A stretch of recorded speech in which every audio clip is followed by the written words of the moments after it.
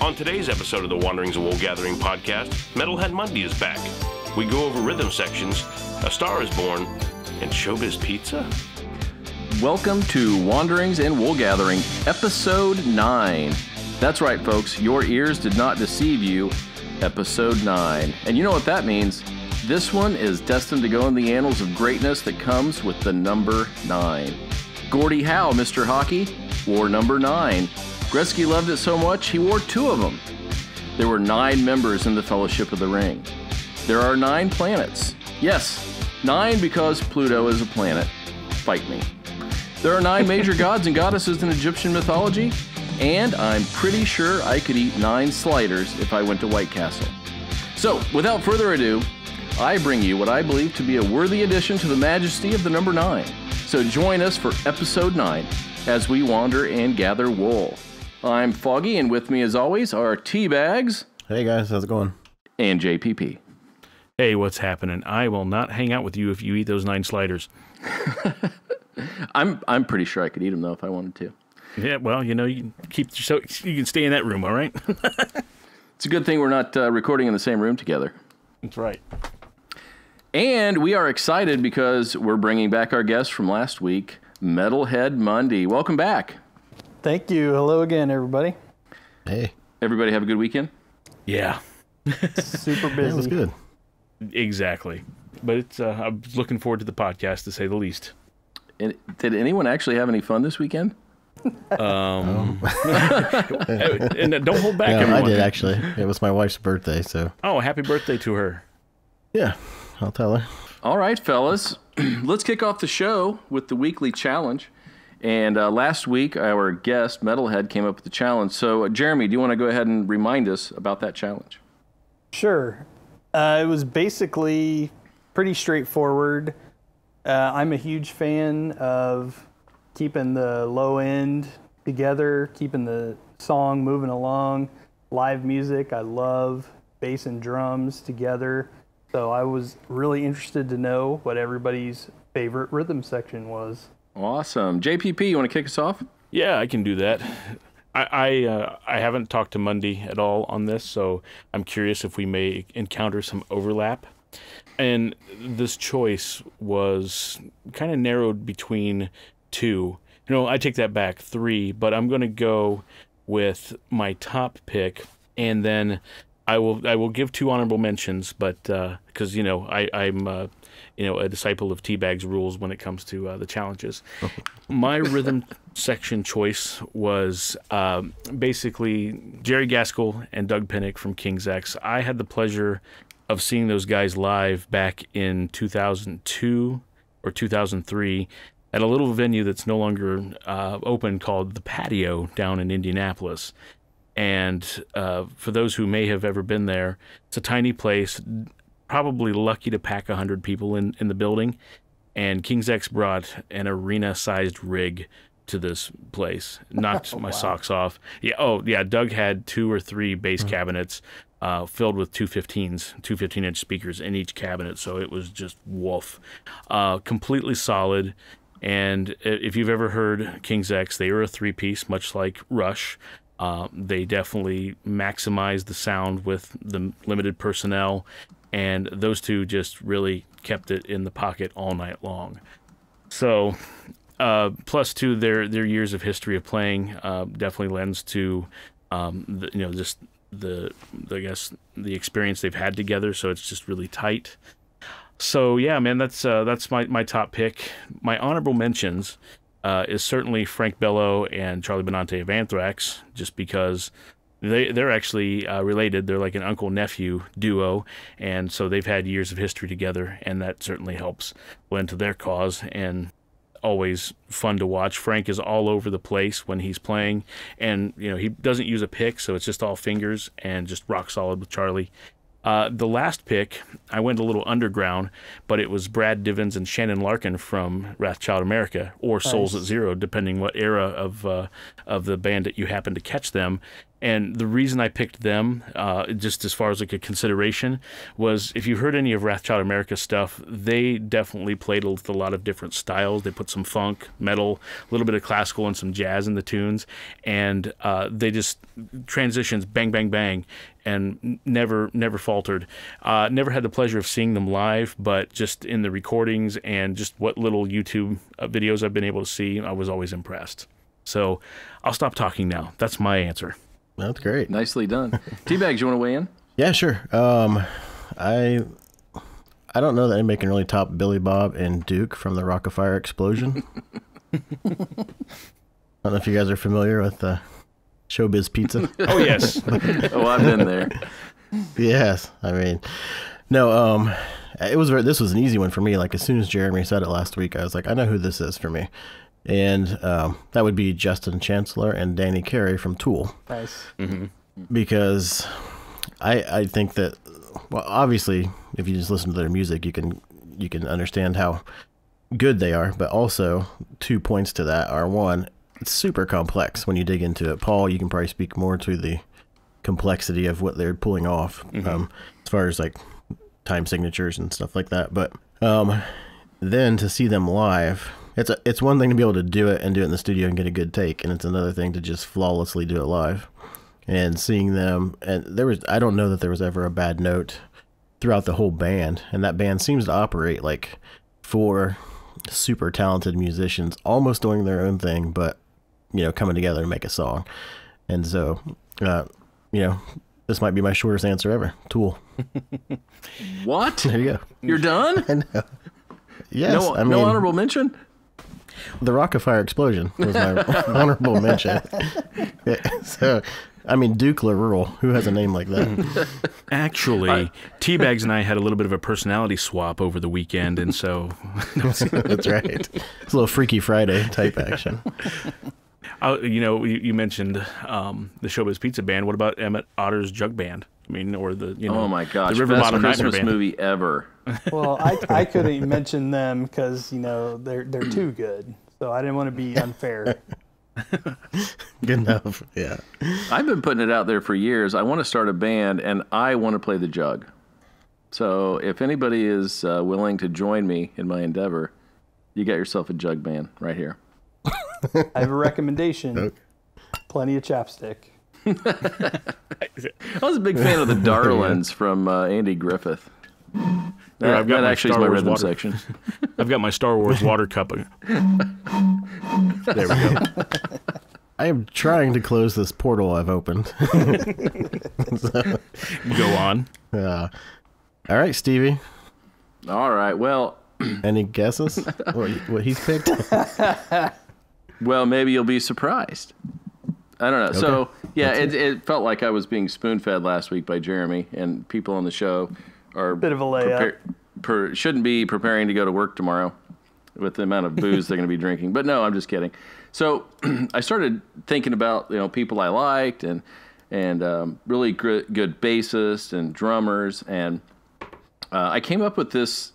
I looked at this. I'm like, this group has 24 gold records, 14 platinum records, and 3 multi-platinum records. How could they not be on my list? I'm just kidding. That's actually Rush, of course. And so Yeah.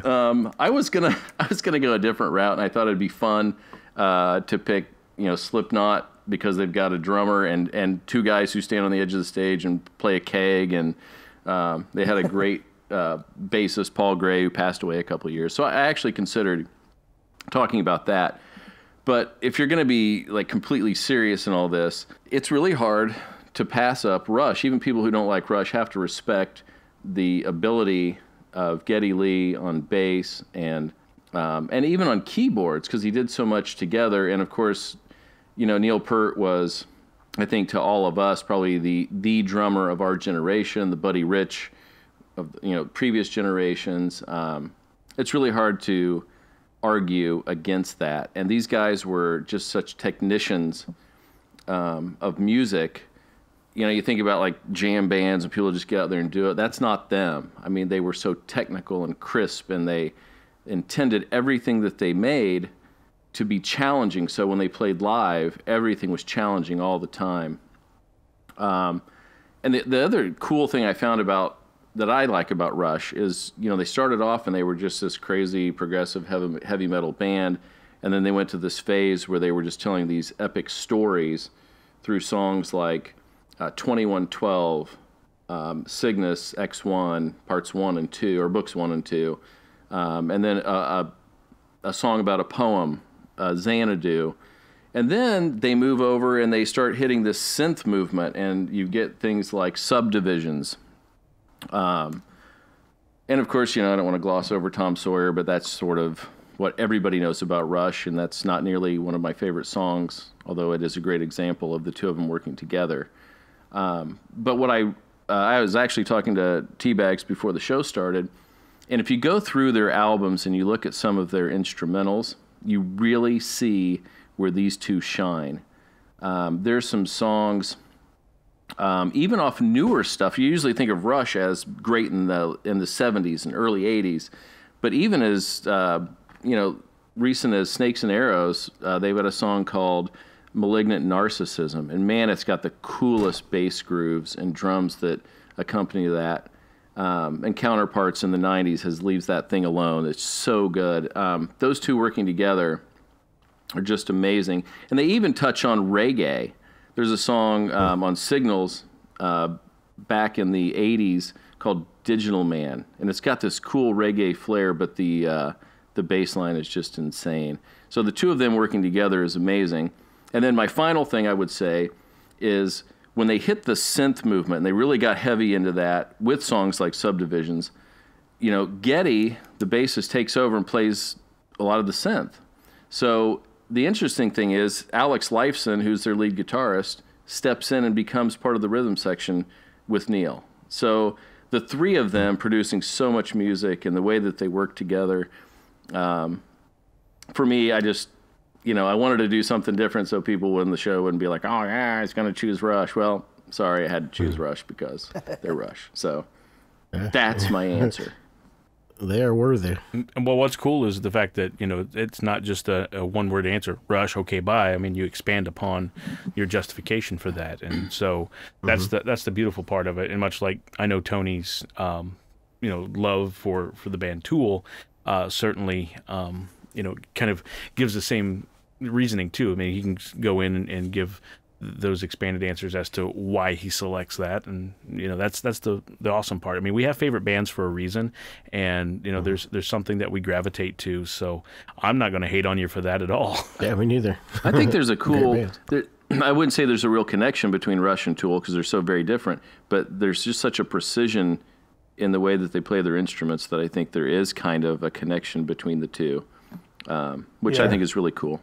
I can't speak for Rush's. I know Rush certainly had quite the work ethic when it came to practicing, arranging, and writing the tunes. But I know with Tool, they're extremely meticulous. Mm-hmm. Maynard was on Joe Rogan's podcast a while back, and he was asking him questions about it. And that's why Maynard dabbles in so many things, because those three guys go off in the lab and just regurgitate and write and revise and cycle through the material until they feel like they've got it just right. And then Maynard will come in and check in here and there and start writing on top of it once he knows that they've got a particular segment of it in the bag, because he doesn't want to have to redo that work.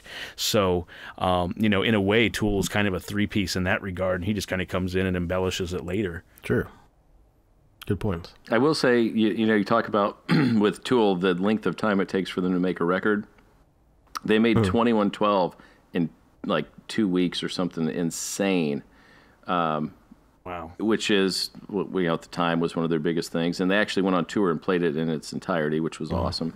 But they did, after they would make some of those songs, they would realize that there were some things they could do better. And they would improvise in the studio, correct it, and then go out and play it in a new way.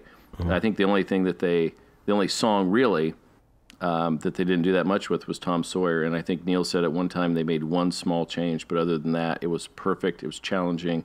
And he loved playing it live because of that. Very cool. That's nice. Cool. And the idea of like some things that take a long time, and sometimes you just strike gold within a couple weeks or whatever. But they say that art, the hardest part of art is knowing when to stop. And I mean, that's the truth. I mean, with when you're talking about painting or whatever, you can always dabble a little too much and then take it in a different direction. So I think all of the artists that we're talking about, we're still waiting to hear Jeremy's answer, but are probably people that are technical perfectionists and probably struggle with, okay, is this the final take? Is this what we're going to put out there? So, it's hard being an artist, I'd imagine. All right, Jeremy, what does the metalhead have?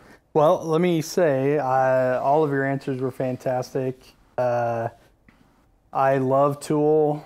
Rush is, not super high on my list. I definitely appreciate them, and I like them. I don't dislike them. I'm just not that into them. I love the technical proficiency of those two bands. The three bands that Paul talked about are amazing. Anthrax is actually my favorite band of all time. I have an Anthrax tattoo on my leg, so of course I love Frank and Charlie. And Doug Pinnick is awesome. He's a fantastic bass player. He's an outstanding vocalist. King's X is an awesome band. If you're not familiar, I would recommend finding them. They're great. They're still kicking, still producing great music. Wrathchild, America, and Souls at Zero are basically the same band. Awesome. Also one of my favorites. I wish they would have lasted longer than they did, because they just kept getting angrier and angrier, and it's sounding better and better. So love all those choices. For me, like I said, I love the technical proficiency, but when I think about a rhythm section, what I come back to more often than not is groove. I love a solid kick-ass groove, just getting in the pocket and staying there. So who I went with is Mr. Tim Comerford and Mr. Brad Wilk from Rage Against the Machine and Audio Slave. Very nice. Nice. Love those guys. And, when Killing in the Name, that was, I think, everybody's first taste of them, of Rage. And, man, what a first taste. That's the, like they always say, they give you the first taste for free and you got to come back and pay for more. And boy, they had me hook, line, and sinker. So, and just right away from that song, just, like I said, just killer grooves. And once you start diving into their albums, it just gets better and better the more you listen to it. They have Tom Morello, of course, and anyone that is familiar with those bands or Tom Morello, he can go crazy. I mean, he can go off into outer space and make all kinds of crazy noises, and he's amazing. But you have Tim and Brad holding it down. They keep the groove going. They keep the song grounded so that when he comes back from space, he's got somewhere to land and jump right back in with them. They're also, what I love about them is they had huge success with two very big bands. To keep those three musicians together and just with a different vocalist was unbelievable. And it doesn't happen very often. I mean, there are bands that get a new singer, but this was not that. This was not that. Like, I mean, it is a totally different band. But you still, in the back, you've got Tim and Brad laying it down and putting that solid bedrock down for Morello to keep coming back to. Awesome. That's a good point, because we had that challenge a while back about replacing a singer. If you could replace a singer in a band and make it better. Right. And we were talking about how that doesn't happen very often, where you can still keep that band and have it be successful because people are expecting one thing or another. But so that's a great point, testament to them that they can just form something new and be just as successful. I would say that's more rare than bringing on another singer and having that singer's, reputation be what carries them. Because I think that could be done easier than keeping three people together and making the band. So, great choice, man. Thank you. Yeah, and not to get in the weeds, but I think it's important to talk about a band like Rage Against the Machine in that when they first came out, that's one of the things that I kind of miss these days. It happens, but not nearly as frequently in my experience with music. But when a fresh sound comes out and it hits you just right, it becomes, like a new thing to seek and kind of chase down. We kind of saw Rage Against the Machine in real time. You know what I mean? It's like, what is this band? The sound is just unreal. And what Zach did vocally, it's like, this is angry, but it's not like the completely sludged metal that was out. You know what I mean? It was still heavy, but it just had a lot of just grit versus a lot of overdrive, and the grooves really resonated more than just the guitar blaring, in your face with Marshall stacks and the whole. It wasn't stereotyped in that regard in the metal realm at all. So they really lent a fresh perspective, and even Primus for that matter, and bands like that where they had an edge, but it wasn't the same as everybody else's edge, if you will. So I haven't really found too many bands that really strike me as incredible like that. I mean, Royal Blood, I've mentioned to them before. They're a two-piece. So it seems like how this episode's kind of turning into truncated personnel in a band that's solid, But there's just occasionally you get that these days, but I felt like it was a little more frequent back then just because there's a lot more experimentation. And it makes me wonder if just the oversaturation of information out there on the internet, there's a lot of people that see something they love. I want to do that too. Therefore, they create their own version of something that already exists. Does that make sense? Am I making sense? Yeah, it does. Oh yeah, for sure. But what they had, which was interesting, is that they had the rage, but they had the intelligence, and they had the ability to just kick ass on guitar like nobody else was doing at the time. I mean, they hit on all cylinders in every way possible. And it was such a fresh thing at the time. There was nothing that sounded even remotely like that.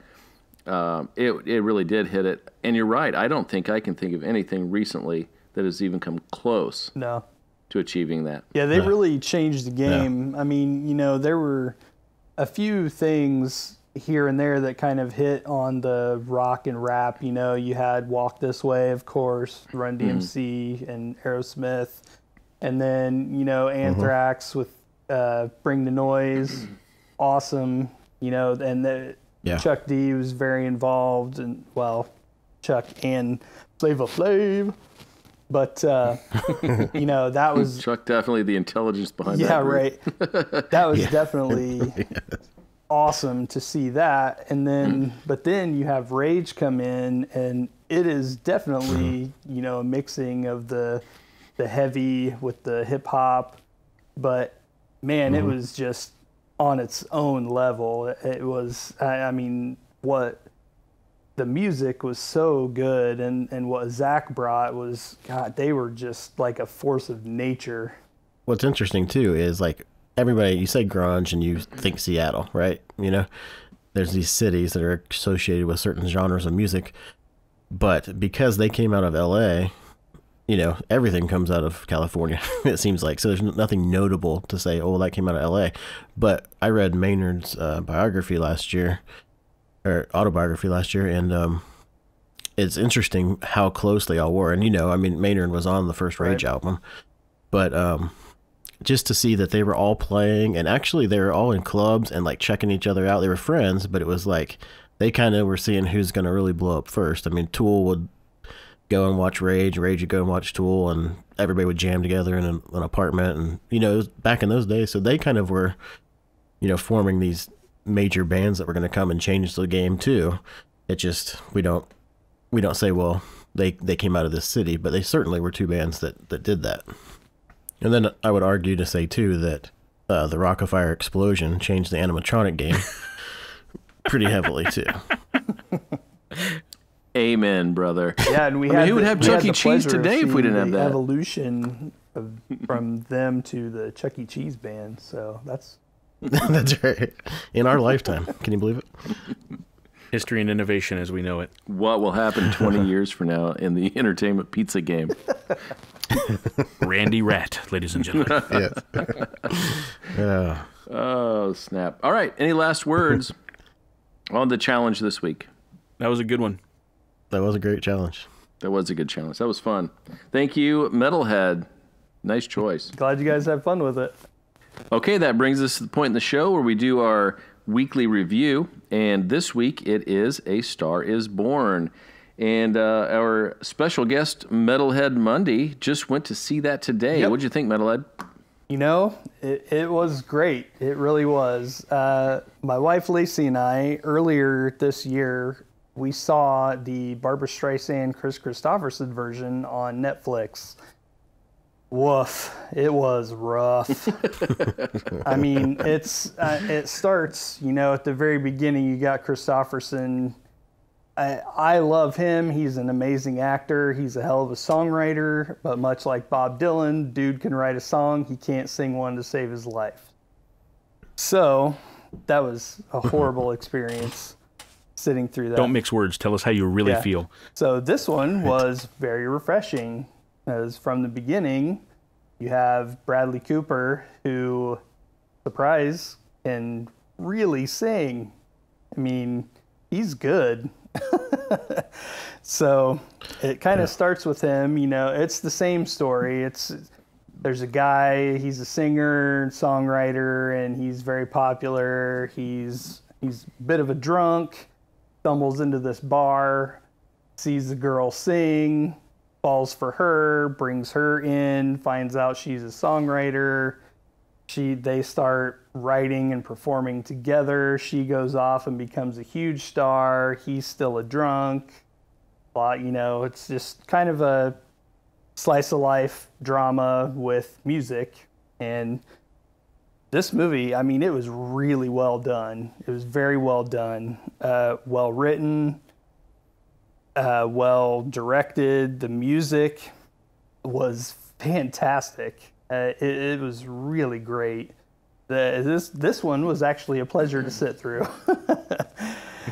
That's good. So, but yeah, and I made a few notes about some of the songs, not too many, but the song, I think it starts off, on the soundtrack, the track listing is kind of how they appear in the movie. So, but the opening song, I think it's called Black Eyes, and man, it is groovy. It's like straight up, bit of a southern rock feel, but man, it's got a great groove, rocking guitars, and Bradley Cooper sounds fantastic singing it.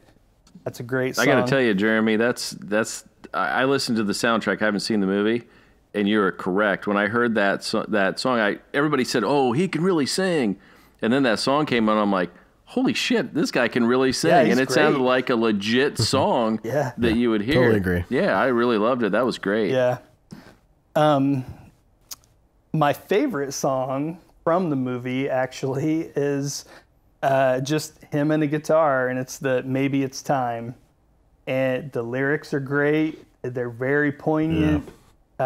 Just kind of sounds like a down on his luck rocker singing about days gone by and what could have been and what has been, and it's just a beautiful, beautiful ballad.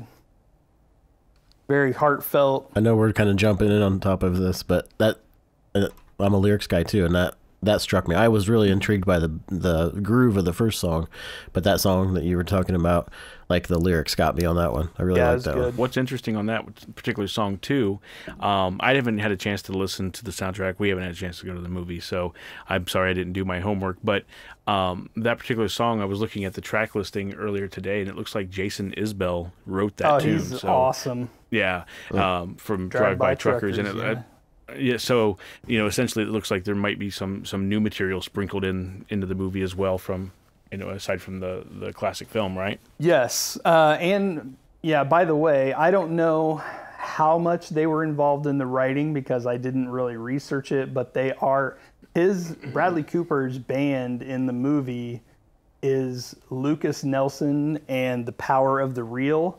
And that is Willie Nelson's son, one of his sons, and his band, who have actually performed here in Kokomo at Foster Park. Wow, so that's crazy. Yeah, I saw them there, and I got a couple of their CDs, and they're a fantastic band. Side note, funny story. When I went to Nine Inch Nails, I went with a guy who had seen Willie Nelson recently, And we said, how'd he sound? And he said he sounded not really that great. And I said, well, maybe he was sober that night. Because, that long, I don't know. Okay, continuing. There's the song that they first, set it up. She kind of sings this song to him just kind of as an example of, because she basically does cover songs. She sings in a club, she sings cover songs, and he asks her if she has her own songs, and she kind of sings one to him, just vocals, and it's just kind of a snippet of a song. So he takes that and kind of turns it into a song and basically pulls her up on stage in front of thousands of his fans to sing this song with him that he arranged from her lyrics. That song is called Shallow, and it's the two of them singing together. And it's out of this world. I love how they played it in the movie because she doesn't want to go on stage. She's petrified. She finally goes out there. He sings the first verse by himself. She goes out to sing the second verse and is kind of quiet and reserved and all of that, and then just starts belting it out. And it's, Gaga she's amazing. She really is. She's a fantastic singer. Yeah. And man, she's got some pipes. And this moment in the movie actually choked me up a little bit because it was very, very powerful. And it was just like her getting her first big break. And I mean, it was emotional. It was really, really fantastic. And her voice, man, when she just started going for it, it was very powerful and very moving. Was that the first time they sang together? Yes. In the movie? Yes. Yeah, okay. I love that she is able to do something like this now because, when she came out, it was all about the outfits and the meat suit and all that. But as time has gone on, I mean, she's had a lot of stripped down shows where she's just on a piano and she's singing, and there's been interviews with her, and she's so down to earth. She is just an extraordinary talent, and she truly is amazing. Just listening to the soundtrack, fell in love with the songs. I really want to see the movie now, especially with your recommendation. So, it's so good. Lady Gaga is something else. She's good. I was just going to say, I don't know if Tony or Foggy, if you caught her performance with Metallica.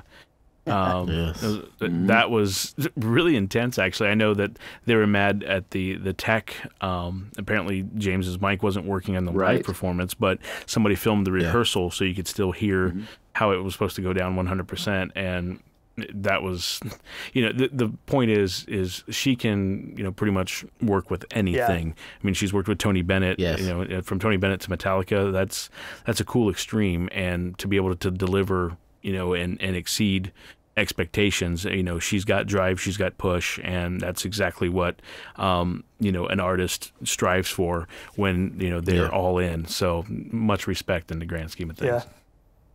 So there was one WTF moment in the movie, and because she kind of she gets discovered through performing with him, and this manager approaches her and wants to, launch her own career and whatever. And she goes off, becomes this huge pop star. So when I listened to the soundtrack first, before watching the movie, there's a song called Why Did You Do That? And that song started playing, and I heard the lyrics, and I was like, what in the hell is this? Because that one, it says something about, it's talking about this guy walking in with your ass in those jeans and something. So I was like, what am I listening to?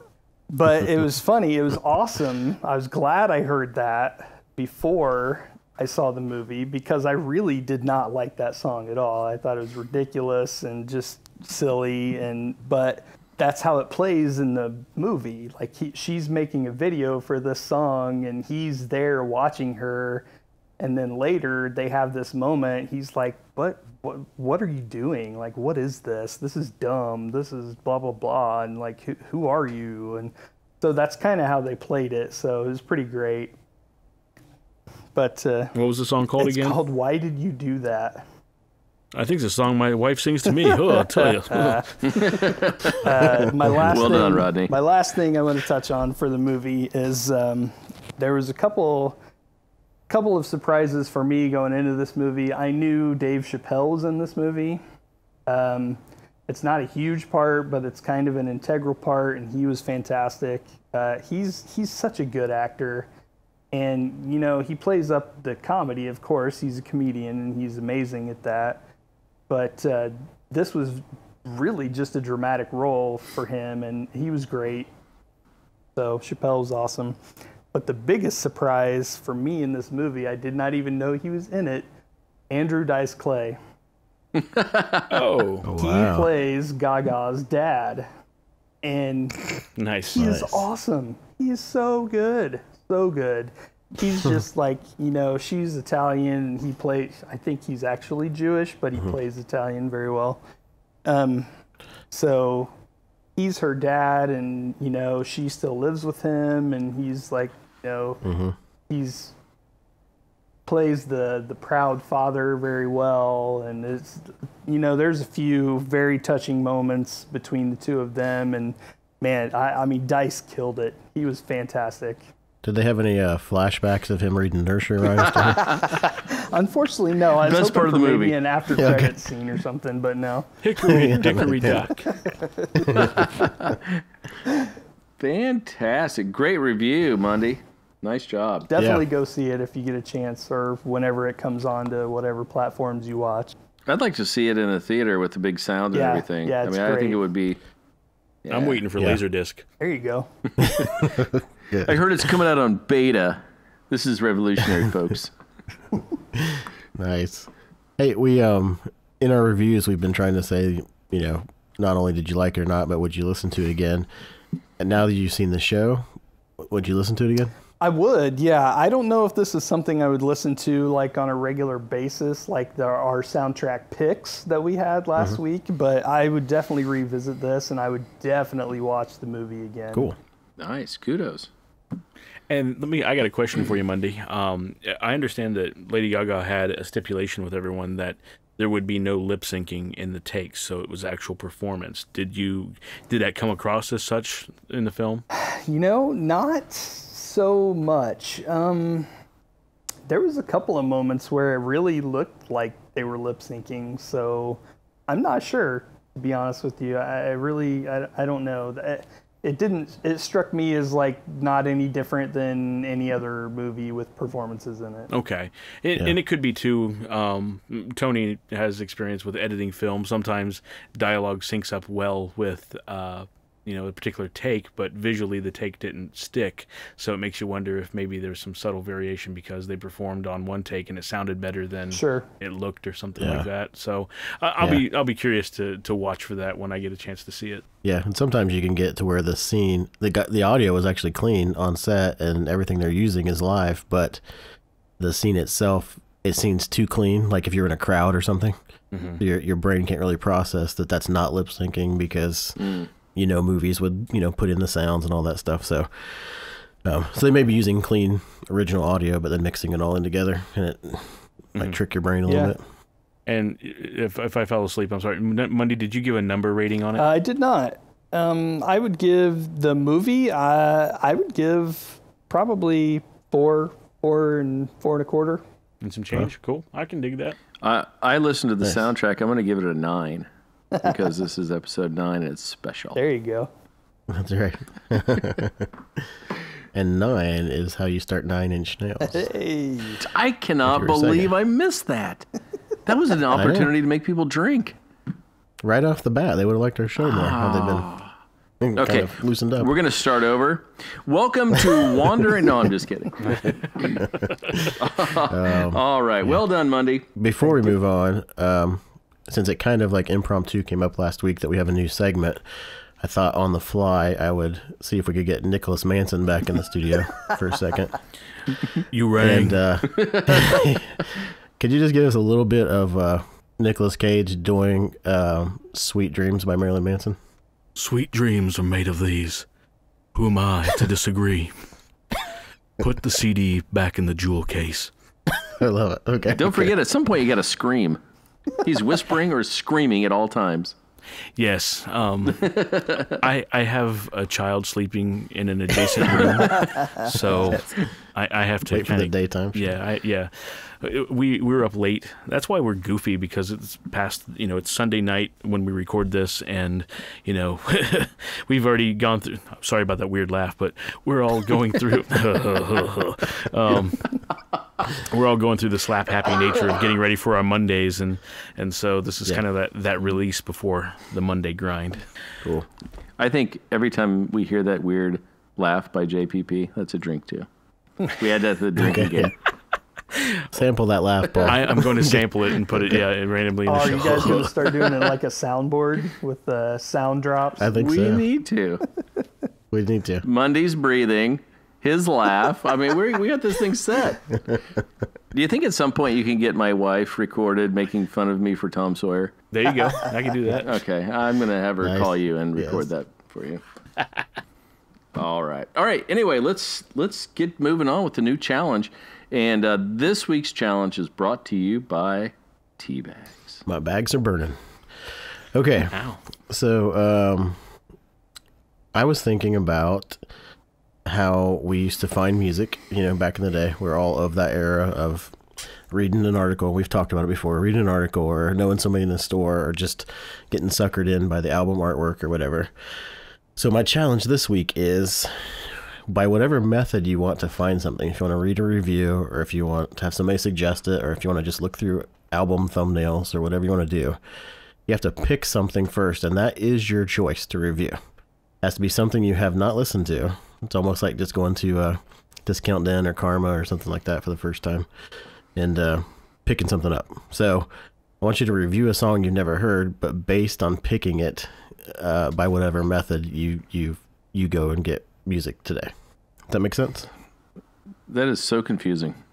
No, that's awesome. So what he's saying is kind of take your old school method, like pretend you're going through the record store. Oh, what's this band? It looks interesting. I'll go ahead and buy it, and then you give it a listen and kind of get initial impression. But the rule, as you're saying, is you've never listened to it before. So would you say even a band you're not even completely familiar with at all?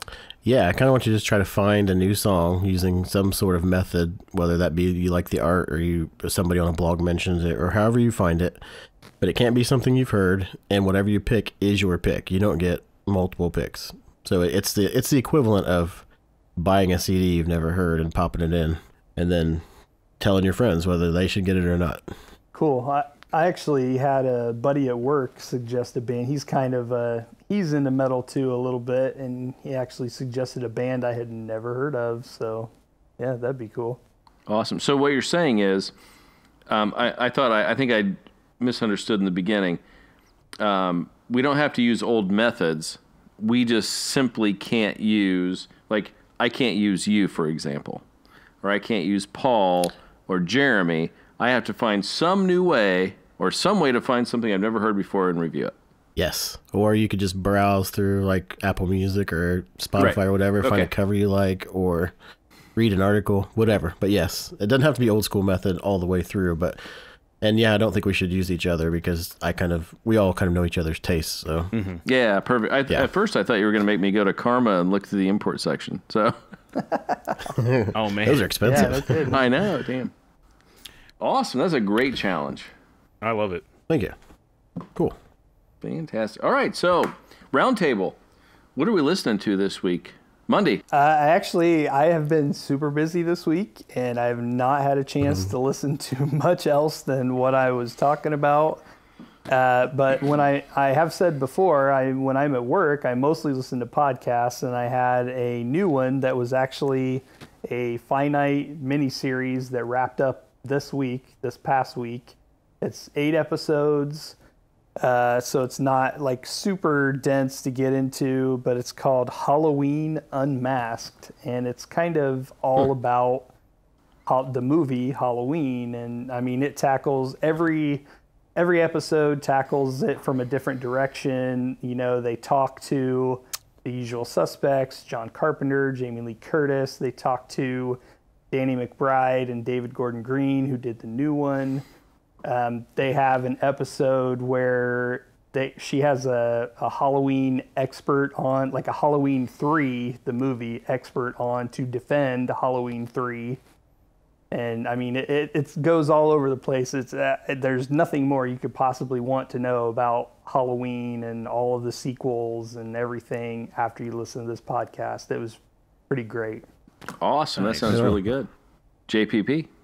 I haven't listened to a lot of external music, meaning, I kind of shut off my playlists this week. And the reason being is I've been helping some family move, as we've kind of talked about the past few weeks. They're in this weekend, so the dust has settled. Kind of taking on some of my own projects in my free time and kind of focusing on arranging some new material for a JPP release. So I've been listening to myself, but only because I'm working on it. And there are times when I do it that I try to weed out any external influence. So I'm just kind of in my own head and in my own space to work on it instead of getting outside influence. There are times when it's like I definitely want to seek some inspiration or kind of get fired up through other means, but I just wanted to be in the trenches and just kind of dig in and really be meticulous on what some of these tunes need. At this point, I'm in the arrangement phase. I've got most of the instrumentation and kind of the grooves laid out, and I'm just trying to get the sections to work in a cohesive fashion and see where they need to build. So I've been super fired up, not to turn it into a shameless plug segment by any means, but it's just been exciting just because we've been talking about music and artists these past 9 weeks now, and it's just really kind of supercharged my own fuel cells, if you will, to get back in and start working on some of my own stuff. I can't wait. You know that. We're friends, but I'm also a huge fan. Yeah, so I still get texts. When am I getting some new JPP? Come on, damn it. Yeah, so for those that love JPP, I'm pushing him. Yes. I have been for years. Yes, exactly. He's my personal trainer on get your stuff out. Teabags and you also is pushing Paul, and Paul is pulling teabags. I don't know. This is the strangest thing I've ever heard. What's going on here? Yeah. Well, kids, And time to go to bed. Also, Paul also said he almost said a shameless pug instead of plug, which, man, I wish we had a shameless pug on the air. He's got a Frenchie, so that's just close. a dog that just didn't give a... Yeah, I do have a French bulldog, but he's not shameless by any means. Yeah. All right. Tony, what you listen to? Okay, my recommendations this week are a song called Free Animal by a band called Foreign Air. Another one called The Only Thing We Know by Bob Moses. Two totally different songs. I tend to go kind of across the board during the week.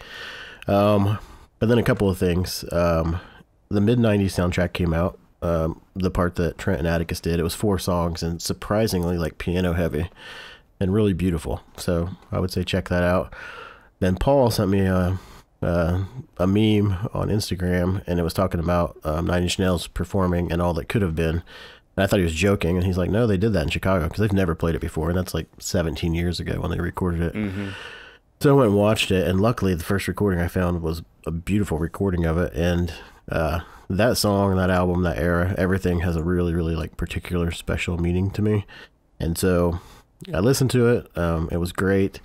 Immediately went home. I sent Paul a picture. I put it up on the screen, put it in through the sound system in the living room, and just watched it again. Tried to relive it as closely as possible, but so that's actually been on repeat through YouTube over and over and over again. So there's probably 100,000 views that are me on there. And then, lastly, since Jeremy brought up podcasts, I have a friend, Ben Rutz, who he and a friend named Eric down in North Carolina, they do a podcast called Genre Flip, and the premise is awesome. It's basically they just take a movie and they say, well, what if this was this, But and to kind of tie into the Halloween thing, one of their latest ones on October 19th, they put one out called What If Halloween Starred Mike Myers, like the actual Mike Myers. And so they talk about that kind of stuff, but they have really great things, like What If Fargo was an Air Bud movie. So yeah, if you get a chance, check out Genre Flip. They're on kind of all the podcast things. I found them on Stitcher. That's awesome. Tony, I gave you the heads up on that with that meme, and for Tony for Froggy and Mundy, the meme was Keanu Reeves kind of sitting there looking all mopey, and it's like I didn't go to the show and miss them playing the song, but I did listen to that too, but I wasn't seeking out and focusing on tunes. But yeah, I did watch that performance.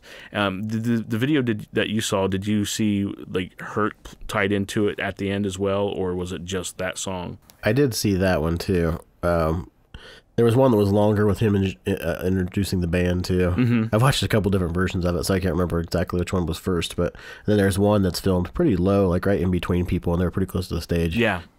And that was a really good recording too. That's the take that I watched, and I just felt like it made you feel like you were in that moment, and it was really cool to see them pull that off, and because I always thought that would mean, of course, a lot of Trent songs are going to be tough to pull off with instrumentation and just the general nature of how everything's spaced out.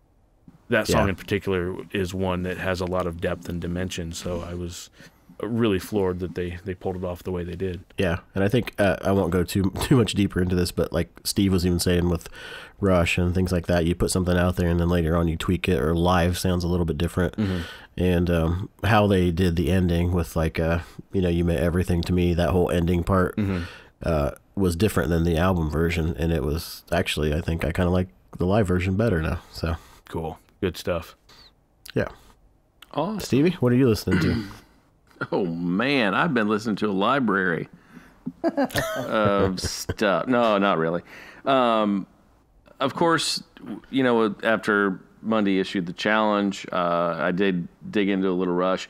I would just say this: I would throw out a couple of songs for everybody to listen to. Malignant Narcissism and Digital Man. Just amazing bass work. Everybody should check that out just for that. And Bravado, which is another song. It's a much slower song.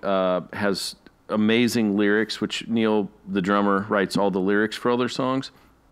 But it's really a departure from his usual way that he drums. There's not a lot of drum fills, and it's not real heavy. It's almost like a backward way to play the drums. It's really interesting. You guys should check that out. And then other than that, I built shelves over the past week, so I listened to a lot of podcasts. Mundy and I listened to a lot of the same podcasts, but this week I listened to a few, for sure. iFanboy, which is just a comic podcast, which these guys started in college, and they're still doing to this day. It's a great one. Hockey Central, I love listening to that because I love listening to Canadians talk. It's always entertaining. And Word Balloon, it's just a great conversation. I love listening to people have conversations, and that is a conversation about comic books. Love that. And so that's pretty much what I've been listening to all week, other than listening to the soundtrack to the movie. So that wraps it up for me. Hey, Cool. What's going on for everybody this week, or where can we find you, JPP? You can find me at justplainpaul.com. If you want to hit me up on social, Facebook, it's JPP Invasion. Or you can always find me on Snapchat or Instagram at justplainpaul. If you want to hit me up via email, it is jpp@wandeриngsandwoolgathering.com. Where's the best place we're going to find you for any new info about your material coming out? That will be on justplainpaul.com. I will be updating the website with snippets and details on how things are progressing. Excellent. Mundy, what's going on? Where can we find you? You can contact me directly at longhairmundy@gmail.com. Excellent. Teabags. I'm actually going to trade in being found for reading you a part of the Rock-afire Explosion Wikipedia page. So, real quick, just to wrap this up here. It's fantastic. Otherwise, I wouldn't even give up this opportunity. But, okay, so Billy Bob Broccoli, bass and vocals.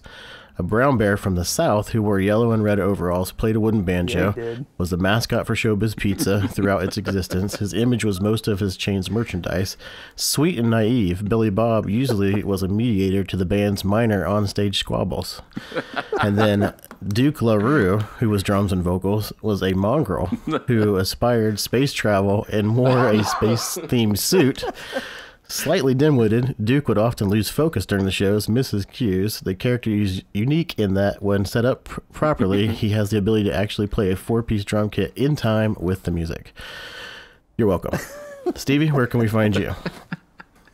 Laughing at Duke LaRue.